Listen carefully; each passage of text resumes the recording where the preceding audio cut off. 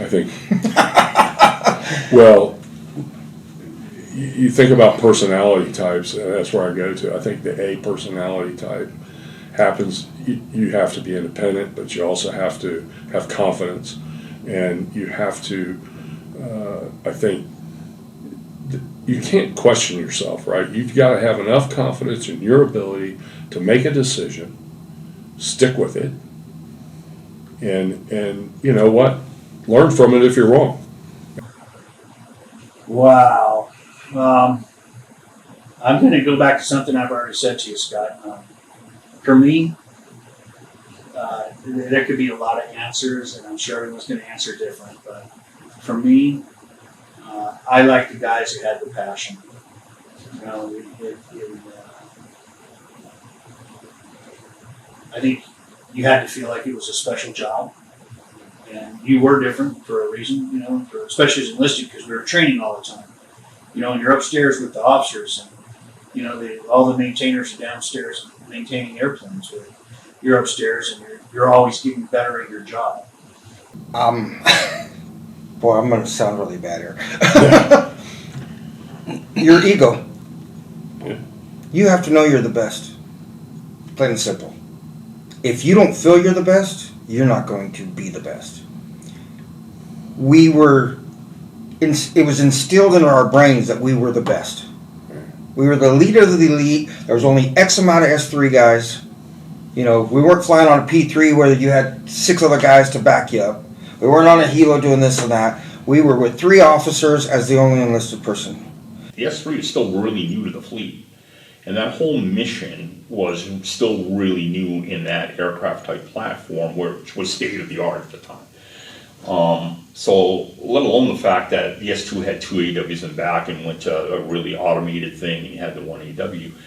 But what got brought to light was the fact that all the squadrons that went out at that time were trying to prove themselves. And, you know, he pointed out, I forget what flap it was that came up, but the admiral, the battle group commander, about went batshit crazy when he figured out it was Joe Airman Schmuckatelli, an E3 or an E4, is out there making a call on the cutting edge that's driving his battle group on it. And you know, when you stop and wind up putting that into perspective to say, you know, you've got to be independent, you've got to be strong-willed. Yeah, you're definitely a Class A personality, but it's about that sense of independence and self-reliant. But you always had to be on your game every day, every time you set, you were strapped into that seat, no matter what it was. You had to be on your game. You had to prove yourself to the other 3 and to what you were doing with that aircraft, you know, for what was going on out there. You know, as an AW, you know, you were that prima donna. And I like prima donnas. I like prima donnas even as of today. I hire prima donnas in my business that I do today because they're self-sufficient, they're go-getters. You know, you work hard when you work, and then you play hard when you play.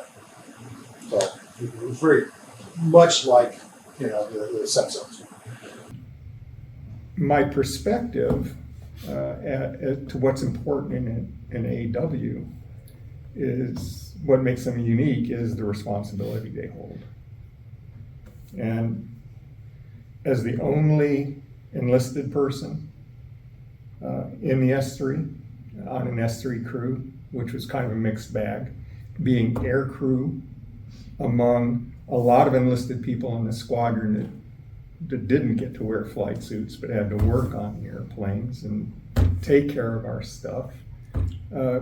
I was always browbeating my shop as an LPO or as a shop chief. You're a sailor first, you're not that important. At the same time, though, in the back of my mind, that they were the most mission critical aircrewmen on an S3. Pilot, co-pilot, TACO, S3 is the only one that could do the job. And so, for all the hijinks, there was that undercurrent of absolute accountability and importance and responsibility when it came to doing your job. And that's what struck me about being a Senso. The biggest problem for the AWs and the S3 is trying to get the officers to do what you want them to.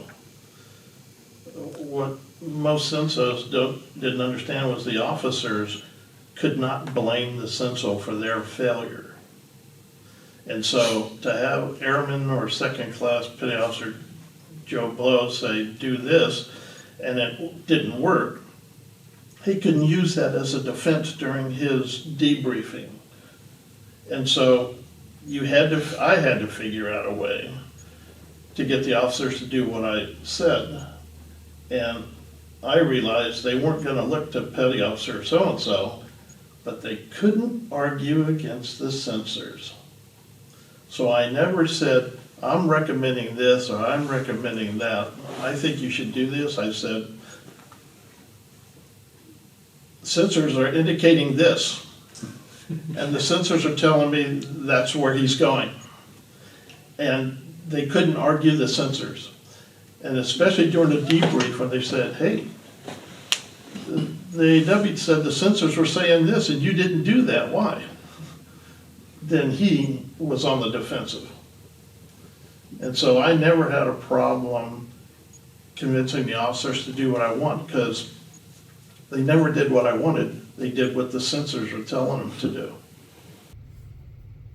Being able to be isolated, because all the enlisted guys hated you, all the officers hated you.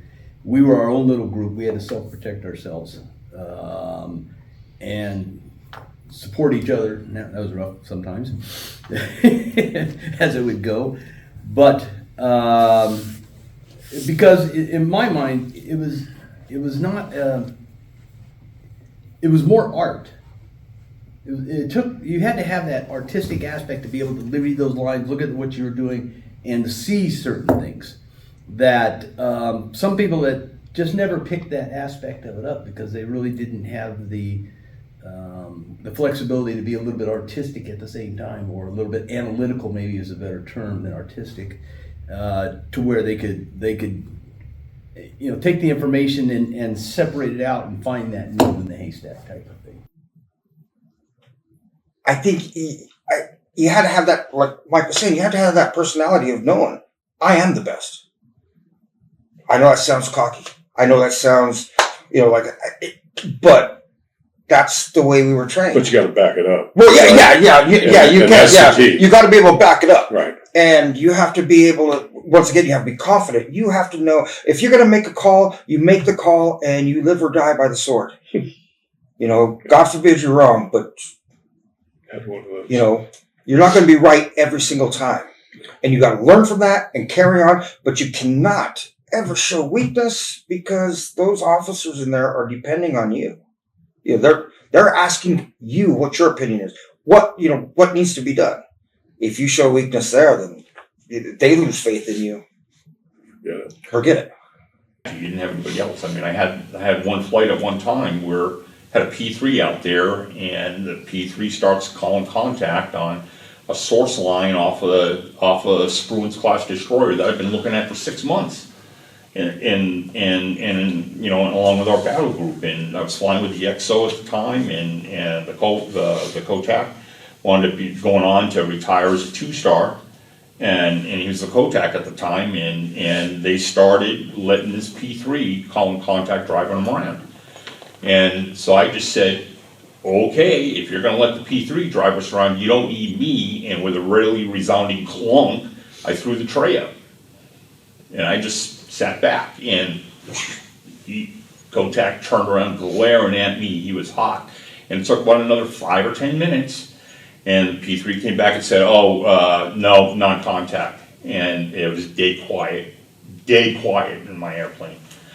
And he said, okay, Brian, where do we need to go?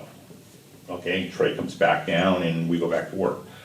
And so the debrief after that, the XO squadron, we get done, and he held me aside afterwards, and he goes, I don't necessarily appreciate the lesson that you taught me with that one, but I want you to know that will never happen again. I will never doubt what you're telling me in my airplane. And then support each other, because there's a couple times we got into some challenges, and if it wasn't for, once again, supporting each other, I would have got hosed. They tried to I was supposedly missed a contact,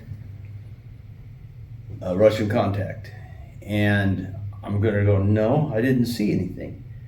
And it wasn't until Tom went down and probably spent 3 or 4 hours with them at the Aswak Center on the boat that he had to prove to them that this line and this line, if they don't shift together, one shifted and the other one did, he goes, these are mechanically attached together. Echo one. If that didn't shift, that didn't happen. So, I mean, everybody was on my ass because I missed that contact. And I'm going, no.